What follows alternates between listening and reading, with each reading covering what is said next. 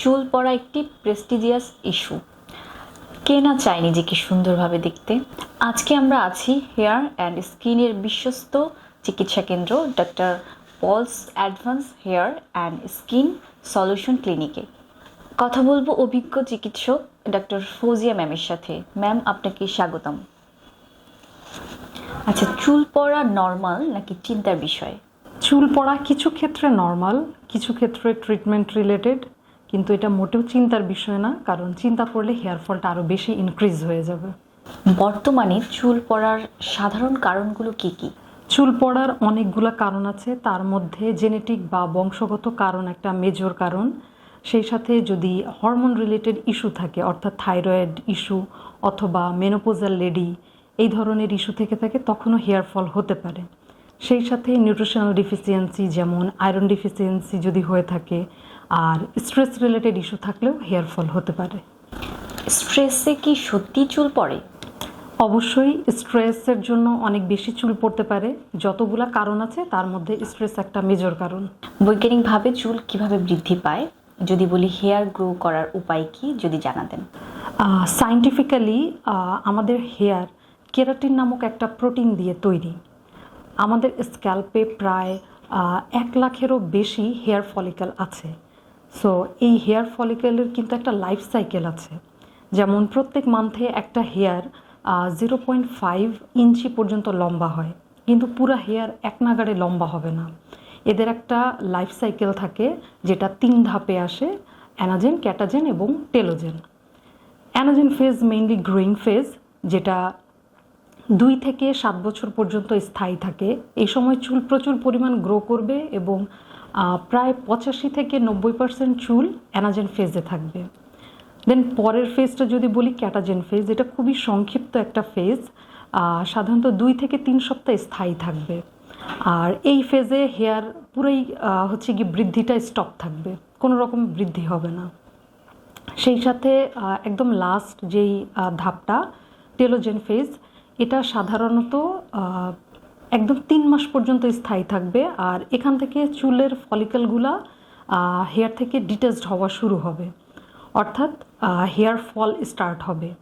এরপর ওর জায়গাগুলো থেকে নতুন হেয়ার আসা স্টার্ট করে, গ্রোয়িং ফেজে চলে যায়, অর্থাৎ anagen phase.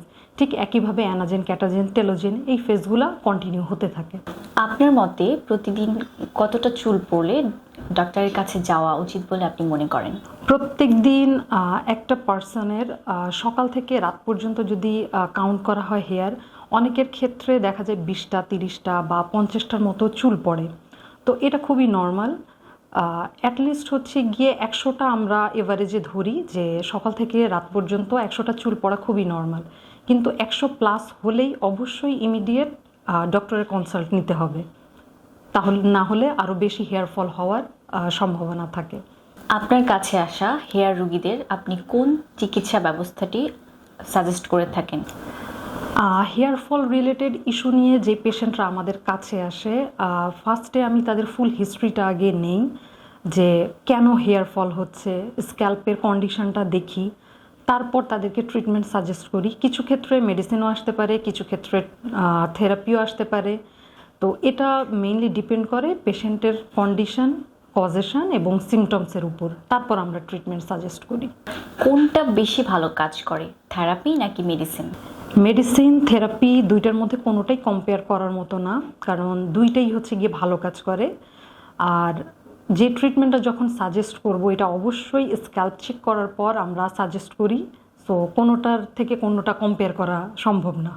Therapy and medicine at a time কি শুরু করা যায়? থেরাপি এবং মেডিসিন একসাথে শুরু করা যাবে কিনা সেটা অবশ্যই পেশেন্টের কন্ডিশনের উপর ডিপেন্ড করে আমরা দিয়ে থাকি। কারণ অনেক সময় দেখা যায় কিছু পেশেন্ট হেয়ার ফল হচ্ছে, ড্যান্ড্রাফের ইস্যু আছে, আবার রিগ্রোথ নাই। সো তাদের ক্ষেত্রে আমরা মেডিসিন এবং থেরাপি একসাথে স্টার্ট করতে বলি। আবার কিছু পেশেন্ট যাদের হেয়ার ফল আছে কিন্তু স্ক্যাল্পে সেবোরিক ডার্মাটাইটিস বা স্ক্যাল্প সোরিয়াসিস এই টাইপের ইস্যু থাকে, তখন তাদের ক্ষেত্রে ফার্স্ট স্টার্টিংয়েই আমরা আগে মেডিসিন কন্টিনিউ করতে বলি, তারপর ধাপে ধাপে ট্রিটমেন্টগুলো ওভাবে আসবে। মেডিসিন বা থেরাপি কোনটার সাইড ইফেক্ট বা পার্শ্ব প্রতিক্রিয়া বেশি? মেডিসিন এবং থেরাপি দুইটাই পার্শ্ব প্রতিক্রিয়াবিহীন, কারণ মেডিসিনগুলো আমাদের সবই ন্যাচারাল মেডিসিন এবং আমরা যে থেরাপিগুলো অ্যাডভাইস করি সেগুলা যেই প্রসিডিওরের মাধ্যমে দিয়ে থাকি সেটা খুবই natural procedure. So medicine therapy দুইটার মধ্যে কোনোটারই কোনো রকম সাইড এফেক্ট হওয়ার সম্ভাবনা নেই। সর্বশেষ, চুল পড়া নিয়ে যারা এই সমস্যায় ভুগছেন তাদের উদ্দেশ্যে আপনি যদি কিছু বলতেন। যেহেতু চুল আমাদের সৌন্দর্য বৃদ্ধির সাথে সাথে কনফিডেন্স গ্রো করার খুব বড় একটা মাধ্যম, কাজেই হেয়ার ফল রিলেটেড ইস্যু থাকলে কোনো রকমের দেরি না করে অবশ্যই ডক্টর পলস বাংলাদেশ ক্লিনিকে এসে আপনারা ট্রিটমেন্ট স্টার্ট করতে পারেন। সেই সাথে অবশ্যই কাউন্ট করবেন সকাল থেকে রাত পর্যন্ত কি পরিমাণ হেয়ার ফল হচ্ছে। 100+ হলে তো দেরি করাই যাবে না, আর যত তাড়াতাড়ি সম্ভব ট্রিটমেন্টে স্টার্ট করতে হবে। সেকেন্ড যে সলিউশন সেটা হচ্ছে, যেখান থেকে আপনারা ট্রিটমেন্ট স্টার্ট করেন না কেন অবশ্যই স্ক্যাল্প চেক করার পর দেন আপনারা ট্রিটমেন্টে স্টার্ট করবেন।